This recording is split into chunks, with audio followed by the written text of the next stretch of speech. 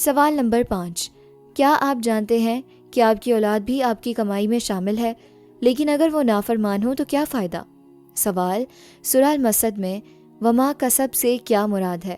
اے صرف مال، بی اولاد اور جو کچھ اس نے کمایا، سی صرف گھر، ڈی صرف زمین۔ درست جواب بی اولاد اور جو کچھ اس نے کمایا۔ وما کسب کا لفظی مطلب ہے اور جو کچھ اس نے کمایا، لیکن مفسرین کے مطابق اس میں اولاد بھی شامل ہے۔ حدیث میں آتا ہے انسان کی اولاد بھی اس کی کمائی یعنی کسب میں شامل ہے۔ ابو لہب کو اپنی اولاد پر بہت فخر تھا۔ اس کے بیٹے عتبہ اور عتیبہ طاقتور اور نامور تھے۔ وہ سوچتا تھا کہ اس کی اولاد اس کا نام زندہ رکھے گی، اس کی مدد کرے گی، لیکن اللہ نے کہا وما کسب، نہ تیرا مال کام آیا نہ تیری اولاد۔